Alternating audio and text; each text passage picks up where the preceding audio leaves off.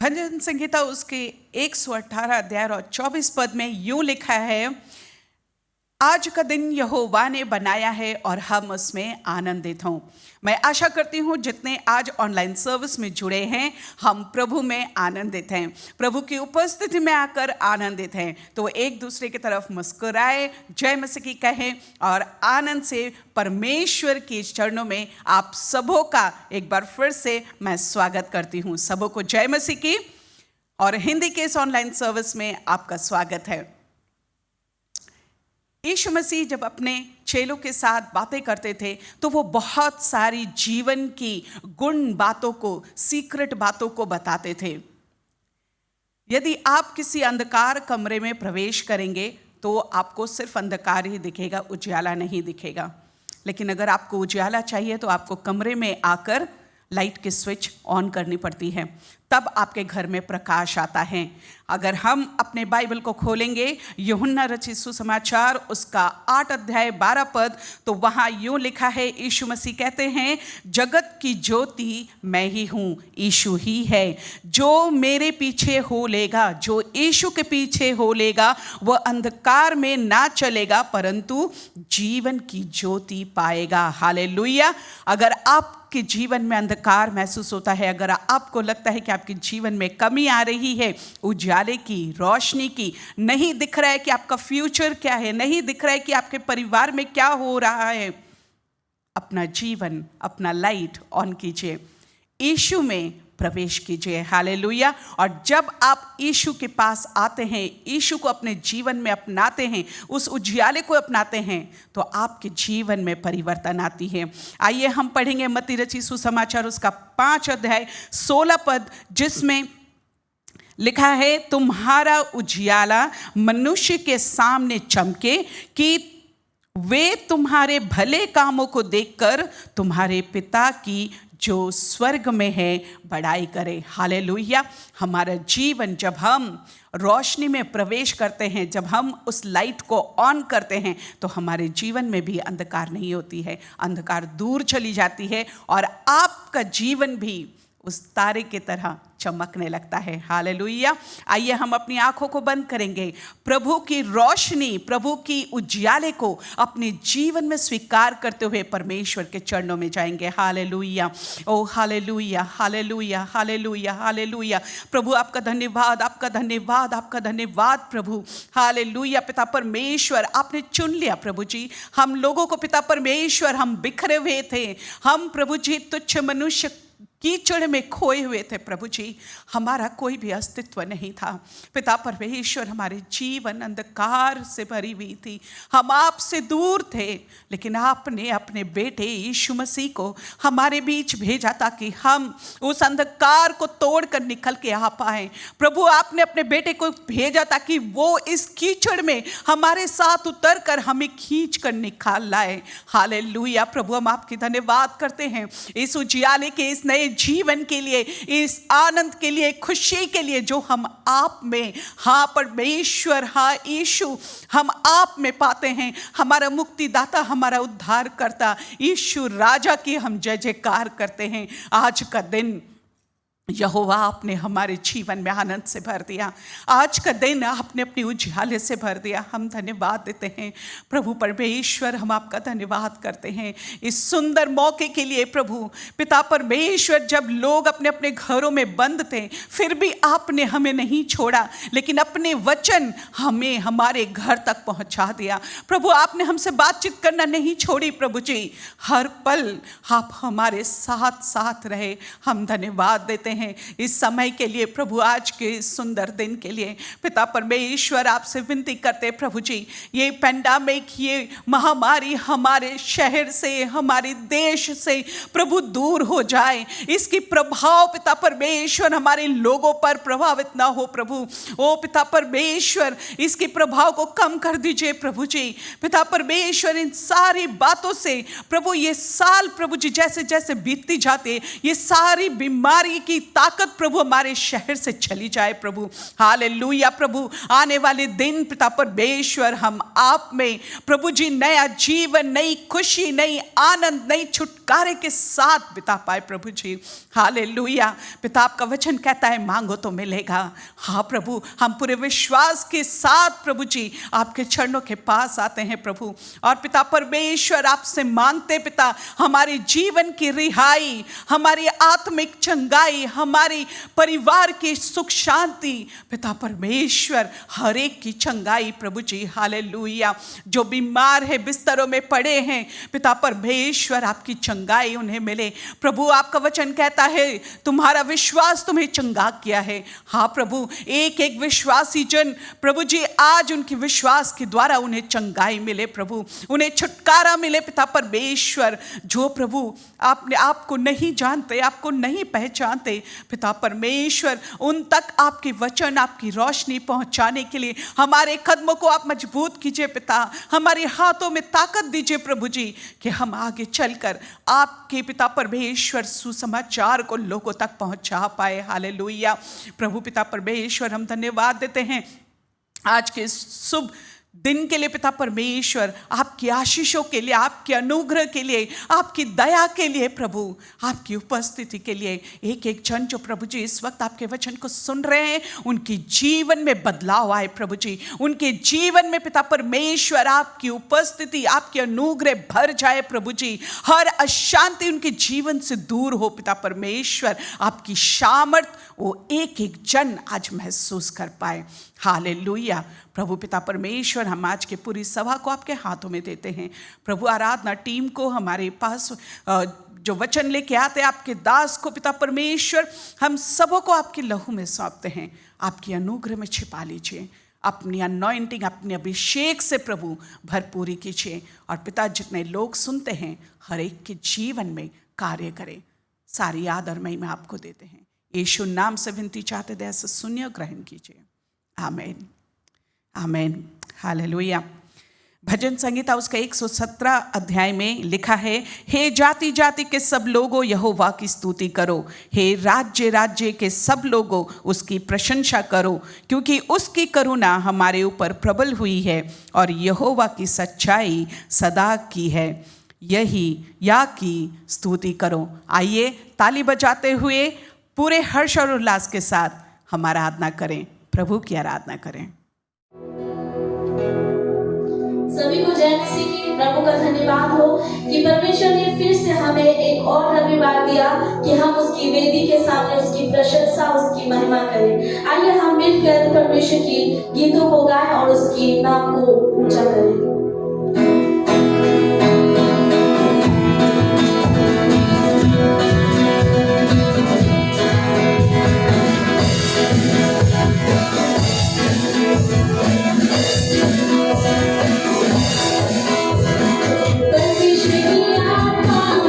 We'll be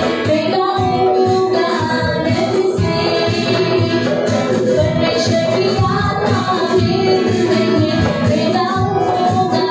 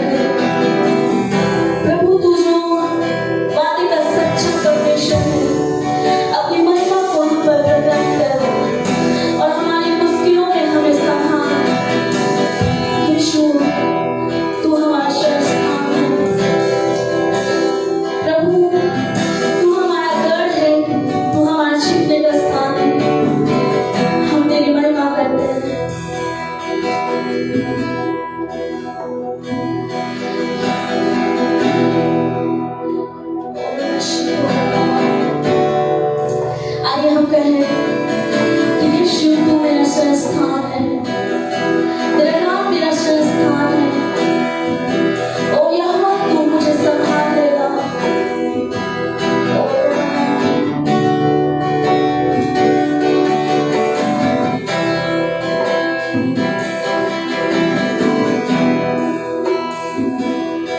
यीशु तेरा नाम मेरा शरण बेस्ता, तेरी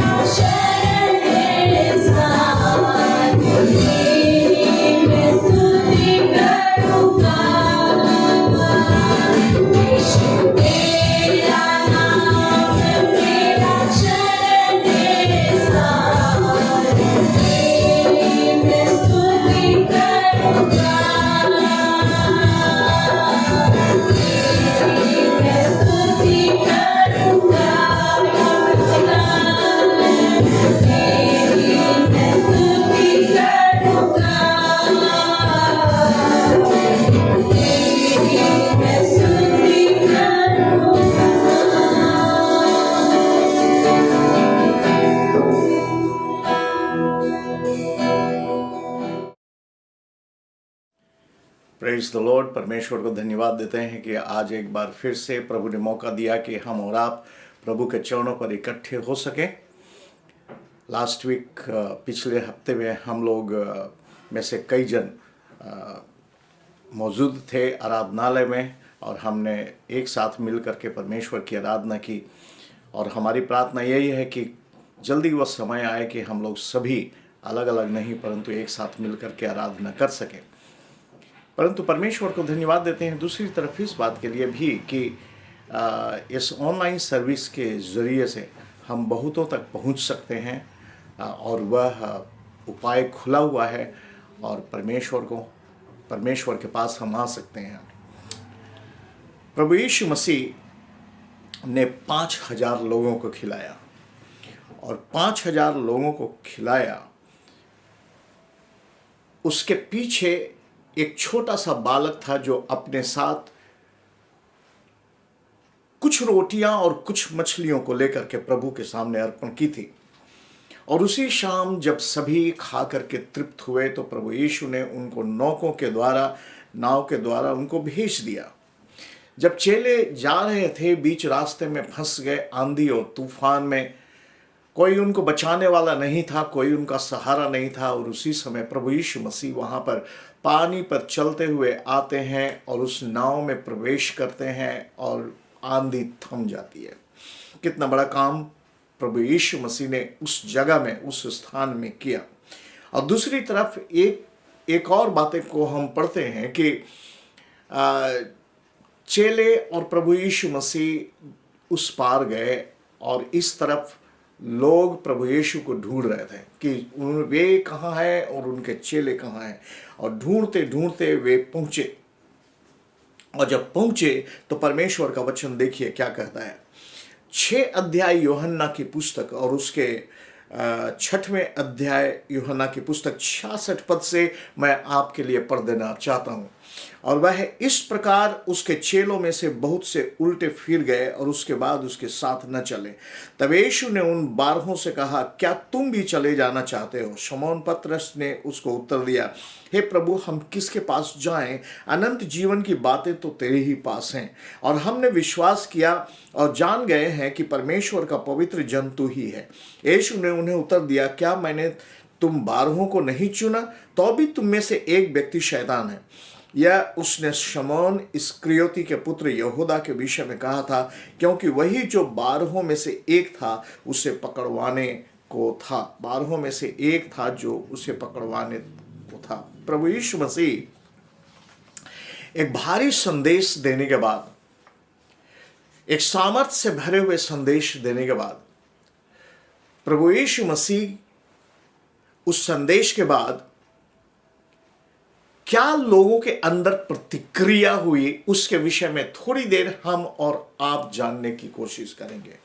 यदि 6वें अध्याय 66 पद के पहले से आप देखें तो 26 से लेकर के 65 पद में प्रभु यीशु मसीह संदेश दे रहे हैं। और उस संदेश के दौरान प्रभु यीशु मसीह यह बताना चाहता है कि वे जो भीड़ जो यीशु के पीछे चल रही थी, प्रभु यीशु मसीह ने उनसे क्या कहा था? तुम इसलिए मुझे नहीं ढूंढते हो क्योंकि तूने आश्चर्य काम देखे हैं, परंतु तुम इसलिए ढूंढते हो क्योंकि तुमने रोटी खाई और तुम तृप्त हुए। और ऐसा कहने के बाद ही प्रभु यीशु मसीह ने आत्मिक जीवन के महत्वपूर्ण बातों को उन्होंने बताना शुरू किया। और जब उन्होंने बताना शुरू किया तब इन लोगों ने यही किया, कहा 66वें पद में, बहुत से चेले बहुत उल्टे फिर गए और उसके बाद यीशु के साथ नहीं चले। इसका मतलब कि यीशु के पीछे चलने वाले बहुत से अनुयायी थे और जब वे अनुयायी यीशु के पीछे चल रहे थे और यीशु ने जब महत्वपूर्ण आत्मिक बातों का विश्लेषण किया और उनको बताया तो उनको बहुत ही कठिन महसूस हुआ। और इतना कठिन महसूस हुआ कि वे कहने लगे, यह तो बहुत ही कठिन बात है और इस बात को हम मान नहीं सकते। और उल्टे जो चेले थे वे प्रभु यीशु मसीह को छोड़ करके पीछे मुड़ करके चले गए। अब परमेश्वर का संदेश प्रभु यीशु ने क्या कहा था? तुम मुझे इसलिए नहीं ढूंढते हो क्योंकि तुमने आश्चर्य काम किए, आश्चर्य काम को देखा है, परंतु तुम इसलिए ढूंढते हो क्योंकि तुमने रोटी खाई है। मेरे भाई मेरे बहन, आज भी बहुत बहुत से मनुष्य हैं, काफी लोग हैं इस संसार में, इस पृथ्वी पर, जो मसीह के पीछे चलते हैं तो उनके पीछे कुछ न कुछ कारण होता है, कुछ न कुछ मकसद होता है। वे अपने व्यक्तिगत मकसद को पूरा करने के लिए परमेश्वर को के पीछे या प्रभु यीशु मसीह को ढूंढते हैं। वे लोग जो मसीह को ढूंढ रहे थे, इसलिए ढूंढ रहे थे कि यीशु के पास से कुछ मिलेगा। आज भी है, काफी लोग मसीह को ढूंढते हैं इसलिए ताकि उनका व्यक्तिगत उन स्वार्थ यीशु के द्वारा मसीहत में आने के बाद उनका पूरा हो। परंतु परमेश्वर का वचन क्या कहता है? मनुष्य सिर्फ रोटी से नहीं जीता, परंतु परमेश्वर के वचन से जीता है। कई बार जब हमारे और आपके सामने आते हैं और अपने स्वार्थ को दोहराते हैं और कहते हैं मैं मसीही बनना चाहता हूं, मैं क्रिश्चियन बनना चाहता हूं, आपका जवाब क्या है? मेरा जवाब तो यही है कि हम किसी को मसीही नहीं बनाते हैं। हमारे पास न पैसा है, न धन है, न दौलत है, हमारे पास न रोटी है, हम मसीही किसी को नहीं बनाते हैं, हम क्रिश्चियन किसी को नहीं बनाते हैं, और न हमें बनाने की आवश्यकता है, क्योंकि जीवन को परिवर्तन करने वाला मनुष्य नहीं, परंतु जीवन को परिवर्तन करने वाला परमेश्वर है। हम किसी के जीवन को परिवर्तन नहीं कर सकते, परंतु परमेश्वर करता है। और इसीलिए यीशु ने कहा कि मनुष्य सिर्फ रोटी से नहीं जीता, परंतु परमेश्वर के वचन से जीता है। और एक मनुष्य की जिंदगी में बदलाहट परमेश्वर के द्वारा और परमेश्वर की आत्मिक रोटी के द्वारा होता है। प्रभु यीशु मसीह का संदेश बहुत शक्तिशाली था। तुम इसलिए मुझे नहीं ढूंढते हो क्योंकि तुमने आश्चर्य कामों को देखा है, परंतु इसलिए ढूंढते हो क्योंकि तुमने रोटी खाई और तुम तृप्त हो गए। तुम तृप्त हो गए। इस संसार में लोग हैं जो सांसारिक रोटी को खा करके तृप्त हो जाते हैं, मन खुश हो जाता है। इस संसार में लोग हैं जो उनके जीवन में जो कुछ भी इच्छा होती है, जब वे प्राप्त कर लेते हैं और तृप्त हो जाते हैं, उसके बाद मसीह को, परमेश्वर को भूल जाते हैं। काफी लोगों ने जब सुना तो यह बहुत ही कठिन था। मेरे भाई मेरे बहन, परमेश्वर का संदेश बहुत ही कठिन है। आज भी हम संख्या में थोड़े क्यों हैं? और उसका कारण एक ही, क्योंकि मसीह का संदेश बहुत कठिन है।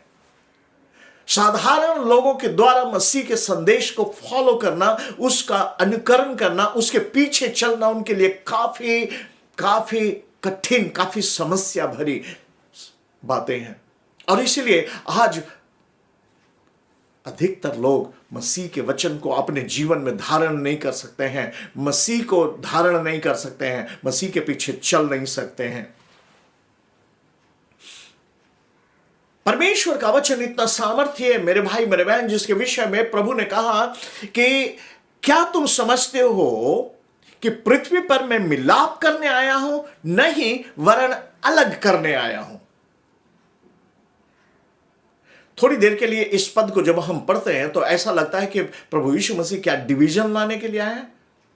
नहीं मेरे भाई मेरे बहन, उस बात का डिवीजन, उस बात का विभक्तिकरण नहीं, परंतु परमेश्वर का वचन कहता है मैं उनके बीच में इस पृथ्वी पर मिलाप करने के लिए नहीं आया हूं, परंतु अलग करने के लिए आया हूं। अलग,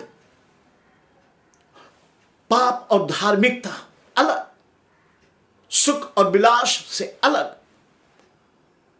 संसारिक जीवन से अलग, मैं उनको अलग करने आया हूं। और इसलिए इब्रानी 4 अध्याय के 12 पद में परमेश्वर का वचन कहता है, परमेश्वर का वचन बहुत ही तीव्र है, बहुत ही शक्तिशाली है, और वह दोधारी तलवार के समान है जो गूदे को आर पार छेदता है। आत्मा और प्राण को अलग करता है। वह परमेश्वर का वचन वह दो धारी तलवार है। मेरे भाई मेरे बहन, परमेश्वर का वचन हमें अलग करता है, संसारिकता से अलग करके परमेश्वर अपने परिवार में, अपने पास हमें अलग करके रखता है। फिर प्रभु यीशु मसीह कहते हैं, परमेश्वर का वचन जो उन्होंने प्रचार किया, शक्तिशाली उनका उपदेश जो था, वह उपदेश मनुष्य जाति को अपनी ओर खींचने वाला है। आज यदि कोई मसीह के पास आता है, इसलिए नहीं आता है कि किसी मनुष्य ने उसको यीशु के पास पहुंचा लिया, परंतु वह मनुष्य इसलिए आता है क्योंकि प्रभु यीशु मसीह उसको बुलाते हैं। प्रभु यीशु मसीह उनको बुलाता है। यूहन्ना 12 अध्याय के 32 पद में प्रभु कहते हैं, मैं जब तक मैं उठाया जाऊं तो सभी लोगों को अपनी ओर खींच लूंगा। और इसका मतलब क्या है? उठाया जाना वह उनकी इस पृथ्वी पर की सेवकाई का वह हिस्सा था जब प्रभु यीशु मसीह मृतकों में से जी उठे, और न सिर्फ जी उठे परंतु सभी यरूशलेम वासियों के सामने देखते देखते वे उठा लिए गए। और जब उठा लिए गए, प्रभु यीशु मसीह, जब मैं ऊपर उठाया जाऊं तो सभी मनुष्यों को मैं अपनी ओर खींच लूंगा। कहने का तात्पर्य क्या है? निमंत्रण, न्योता आज भी है हर इंसान के लिए। हे परिश्रम करने वाले, बोझ से दबे हुए लोगों, तुम मेरे पास आओ, मैं तुम्हें विश्राम दूंगा। हाँ मेरे भाई मेरे बहन, परमेश्वर के पास आओ, मैं तुम्हें विश्राम दूंगा, प्रभु यीशु मसीह ने कहा। समय समय पर समय जब आया, बहुत से लोग प्रभु यीशु मसीह से दूर चले गए। प्रभु यीशु मसीह के पीछे चलते थे, परंतु अपने निजी स्वार्थ की अपूर्णता के कारण वे प्रभु यीशु मसीह से दूर चले गए। और इसीलिए मत्ती रचित सुसमाचार में प्रभु कहते हैं, जब परमेश्वर के ज्ञान के अनुसार संसार ने परमेश्वर को न जाना, परमेश्वर के ज्ञान के अनुसार संसार ने जब परमेश्वर को नहीं जाना, तो परमेश्वर को अच्छा लगा कि प्रचार की मूर्खता द्वारा विश्वास करने वाले को उद्धार दे। जब हम और आप परमेश्वर के वचन को शेयर करेंगे, लोगों को बताएंगे, जब हम बताते हैं, शांति बाणी, मिलाप की बाणी जब लोगों को देने का प्रयास करते हैं, मेरे भाई मेरे बहन, हम और आप बहुत अच्छी तरह से शायद बहुत से लोग ग्रहण न करें। और इसीलिए परमेश्वर का वचन कहता है, प्रचार की मूर्खता, प्रचार करना मूर्खता है, प्रभु के वचन को बताना मूर्खता है। इस मूर्खता के कारण, प्रचार की मूर्खता द्वारा जो विश्वास करते हैं उनको वह उद्धार दे। हालेलुया। परमेश्वर का वचन, मेरे भाई मेरे बहन, जो संदेश, जो उपदेश प्रभु यीशु मसीह ने दिया, वह हमारी सेवा को उत्साहित करता है, हमें और भी गहराई में ले जाता है, और हमें और भी गहराई में परमेश्वर के प्रेम में हमें और आपको अच्छी तरह से गूंथता है। परमेश्वर का वचन, परमेश्वर का उपदेश जो है प्रभु यीशु ने दिया, परमेश्वर का उपदेश जो है वह हमें और आपको दिशा निर्देश देता है। भजन संहिता 119 के 105 में दाऊद क्या कहता है? तेरा वचन मेरे पांव के लिए दीपक, मेरे मार्ग के लिए उजियाला है। और 25 अध्याय 4 में भजनकार कहता है, प्रभु तू अपना मार्ग मुझे दिखा। मेरे भाई मेरे बहन, हम और आप यदि परमेश्वर के उपदेश से भाग करके कहां जा सकते हैं? कौन सी जगह, कहां छिप सकते हैं हम? पर वहां पर कुछ हैरान करने वाली समस्या को भी हम और आप पढ़ते हैं। और वो हैरान करने वाली समस्या क्या है? 66वें पद में हम पढ़ते हैं कि बहुत से चेले प्रभु यीशु मसीह के इस संदेश को सुन करके वे पीछे मुड़ करके चले गए, और ऐसे चले गए कि वे फिर प्रभु के पीछे नहीं चले। हम और आप अच्छी तरह से जानते हैं, हमारे हृदय का जो प्रॉब्लम है, अधिकतर समस्याएं जो हमारे हृदय में हैं, वो हमारा अपना प्रॉब्लम है। बहुत से लोग इस संसार, बहुत से लोग प्रभु यीशु को छोड़ करके चले जाते हैं क्योंकि उन्होंने गलत रास्ते अपने जीवन में अपनाए थे। मेरे भाई मेरे बहन, हमें और आपको परमेश्वर की चेतावनी है। मनुष्य परमेश्वर को छोड़ करके चला जाता है जब वह गलत रास्तों को अपनाता है। प्रभु यीशु मसीह ने जब कहा सत्य, मार्ग और जीवन मैं हूं, बिना मेरे द्वारा कोई उद्धार नहीं है, इसका मतलब परमेश्वर प्रभु यीशु मसीह हमें और आपको आगाह करते हैं कि हम उसके पीछे चले। बहुत से लोग प्रभु यीशु को छोड़ करके चले जाते हैं क्योंकि वे गलत लोगों, गलत समूह का शिकार हो जाते हैं, गलत झुंड में शामिल हो जाते हैं जो ईश्वरीय झुंड नहीं है।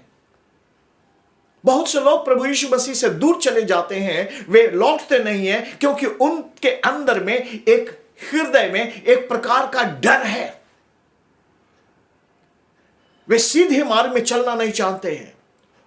उनका हृदय बहुत ही उदास है, उदासीनता है। उन्होंने अभी तक परमेश्वर के प्रेम और उसके आनंद को नहीं पहचाना। और तभी 67वें पद में हमें एक सवाल मिलता है। 67 पद में तब यीशु ने उन 12 से पूछा, क्या तुम भी चले जाना चाहते हो? सभी चले जा रहे थे। एक सवाल की जांच वहां प्रभु यीशु मसीह इन चेलों के सामने रख दी। क्या तुम भी चले जाना चाहते? और हर एक मसीही विश्वासियों के लिए यही सवाल है, क्या मैं भी चले जाता हूं? बहुत से तनाव, बहुत से प्रेशर हमारे और ऊपर, आपके ऊपर आएंगे, परंतु सवाल यीशु का हमारे और आपके कानों में गूंजता रहेगा, क्या तुम भी चले जाना चाहते हो? और इस सवाल को हमें जानने की जरूरत है। यह सवाल का जवाब निर्भर करता है हमारे ऊपर। चॉइस आपके सामने है। इस सवाल के जवाब को आप क्या देंगे? क्या उन सारी तनावों को सहेंगे प्रभु यीशु मसीह को अपने जीवन में रखते हुए, या आप उन चेलों के समान हैं जो छोड़ करके चले जाएंगे क्योंकि यीशु की उपदेश बहुत ही कठिन है? यहोशू ने कुछ सवाल हमारे और आपके सामने रख दिए थे। यदि यहोवा की सेवा करनी बुरी लगे तो आज चुन लो तुम किसकी सेवा करोगे, चाहे उन देवताओं की जिनकी सेवा तुम्हारे पूर्वज महान नदी के उस पार करते थे, या एमोरियों की देवताओं की, पर मैं तो अपने घराने समेत यहोवा की सेवा नीत करता रहूंगा। यहोशू ने कहा था। अब चेलों की प्रतिक्रियाएं क्या थी? चेले लोग क्या कह रहे थे? यूहन्ना की पुस्तक 6 अध्याय 68 पद में शिमोन पतरस ने कहा, प्रभु हम किसके पास जाएं? हालेलुया। उसने सच्चाई को पहचाना था। प्रभु हम किसके पास जाएं? क्योंकि अनंत जीवन की बातें तेरे ही पास हैं। मेरे भाई मेरे बहन, यदि आपने अपने जीवन में इस निगूढ़ तत्व को समझ लिया है तो परमेश्वर के पास से आप कभी नहीं, कहीं नहीं भटकेंगे। पतरस क्या कहना चाहता था? परमेश्वर तेरे पास सब कुछ है। क्या आप विश्वास करते हैं कि परमेश्वर के पास सब कुछ है? और परमेश्वर के पास जो कुछ है वह आपको वह देना चाहता है। पतरस विश्वास करता था कि परमेश्वर तेरे पास जो कुछ भी है वह हमारी जरूरत है। हालेलुया। परमेश्वर के पास जो कुछ भी है वह हमारी जरूरत है, और जब हमारी जरूरत है तो परमेश्वर हमें देता है। आमीन। सो क्या हम विश्वास करते हैं? चुनाव हमें करना है, निर्धारण हमें करना है। किसके पास हम जाएं प्रभु? किसके पास जाएं? उद्धार की बातें, सेवा की बातें, परमेश्वर शांति, तसल्ली, उपाय, सुरक्षा, परमेश्वर सब कुछ तो तेरे पास है। हम किसके पास जाएं? और सामर्थ्यपूर्ण सच्चाई यह है जो सिमोन पतरस ने कहा, प्रभु किसके पास जाएं? अनंत जीवन की बातें तेरे पास है। अनंत जीवन की बातें तेरे पास है। मेरे भाई मेरे बहन, अनंत जीवन की बातें प्रभु यीशु मसीह के पास है। अनंत जीवन की बातें यीशु के पास है। एक जवान आया था यीशु से अनंत जीवन को पाने के लिए। प्रभु यीशु मसीह ने उसे कहा कि तू जा, सब कुछ बेच करके गरीबों को दे दे और मेरे पीछे हो ले। वह नहीं कर सका। बहुत कठिन बात है। और तब यीशु ने कहा था, एक ऊंट को सुई के नाके से होकर के गुजर जाना आसान है, परंतु धनवानों को परमेश्वर के राज्य में प्रवेश करना आसान नहीं है। इसका मतलब नहीं कि धनवानों को प्रभु यीशु मसीह तिरस्कार कर रहा था। इसका मतलब यह है जिसका मन और तन धन के ऊपर है, परमेश्वर के राज्य में प्रवेश करना बहुत ही कठिन है। आइए हम प्रार्थना करें। सवाल हमारे कान में गूंज रहा है, हम क्या तुम भी हमें छोड़ करके चले जाओगे? परमेश्वर पिता, हम तुझे धन्यवाद देते हैं तेरी अनुग्रह के लिए, तेरी कृपा के लिए। और हम जानते हैं प्रभु, अनंत जीवन की बातें तेरे पास है। हमारी जो आवश्यकता है वह सब कुछ तेरे पास है प्रभु, और जो सब तेरे पास है वह हमें चाहिए आज। और प्रभु, हम तुझसे प्रार्थना करते हैं परमेश्वर, तू अपने अनुग्रह के कारण हमें प्रदान कर। सारी आदर महिमा तुझे देते हैं पिता। हर एक सुनने वाले भाई बहन, हर एक के जीवन में तेरी उपस्थिति हो प्रभु। यदि वे अपने जिंदगी में किसी भी प्रकार से परेशान हैं, हालात से, खराब हालात से गुजर रहे हैं, प्रभु तू वहां जा और अपना हाथ बढ़ा करके उन्हें प्रदान कर, उन्हें जो आवश्यकताएं हैं। यीशु के नाम से उन सभी अपने प्रिय भाई और बहनों को अर्पण करते हैं। आमीन, आमीन, आमीन। परमेश्वर आशीष दे। प्रभु आपके साथ है। हमारे साथ इस ऑनलाइन सर्विस में जुड़े रहने के लिए आप सबों का धन्यवाद। परमेश्वर का वचन आपके जीवन में आशीष और फल लाए, यही हम सबकी प्रार्थना है। आइए हम सूचनाओं को ध्यान से सुन लें। जैसे कि आपको पता है कि 6 दिसंबर से हमारी चर्च खुल गई है और हम चर्च के सर्विस के लिए आ रहे हैं। तो आपके लिए एक और शुभ संदेश ये है कि 25 तारीख को भी आप चर्च आकर आराधना कर सकते हैं। इसका समय आपको व्हाट्सएप ग्रुप में, हमारी चर्च की जो व्हाट्सएप ग्रुप है उसमें दे दी जाएगी। समय की अभी मैं आपको नहीं बता रही हूँ, पर 25 तारीख को पार्क स्ट्रीट में सर्विस है। 2 सर्विसेज हैं, इसको आप नोट करके रखें। धन्यवाद। चर्च आने के लिए फिर से कुछ प्रिकॉशंस हैं, कुछ नियम हैं, उनको ज़रूर मानते हुए आएंगे। अपने साथ सैनिटाइज़र का बॉटल ज़रूर रखें, अपने हाथों को साफ करते रहें, चेहरे पे मुंह पे मास्क लगाना ना भूलें, दूरी बनाए रखें। हम जानते हैं मसीह में हम सब एक दूसरे से बहुत प्रेम करते हैं, प्यार करते हैं, पर इन दिनों गले लगना या हाथ मिलाना थोड़ा सा वंचित रखें। दूर से ही हाथ जोड़कर जय मसीह की करें। कैंपस को जितनी जल्दी हो सके आप खाली कर देंगे। यहाँ ग्रुप बनाकर बातचीत ना करें, क्योंकि दूसरे सर्विस के लिए जो लोग आएंगे उनके लिए जगह बनाए दें। धन्यवाद। अपने दान दशमांश परमेश्वर के चरणों में लाने के लिए स्क्रीन पे जो ऑनलाइन लिंक दी गई है, इस लिंक पे आप ला सकते हैं, या फिर चर्च आकर दान की पेटी पे अपना दान दशमांश डाल सकते हैं, और नहीं तो आप पासवान से मिलकर पासवान के हाथ में दे सकते हैं। हालेलुया। परमेश्वर सबों को आशीष दे। मैं एक वचन और पढ़ना चाहूँगी आपके लिए। गिनती उसका 6 अध्याय 24 से 25 पद। यहाँ यहोवा आपको आशीष दे और आपकी रक्षा करें। यहोवा आप पर अपने मुख का प्रकाश चमकाएं और आप पर अनुग्रह करें। यहोवा अपना मुख आपकी ओर करें और आपको शांति दें।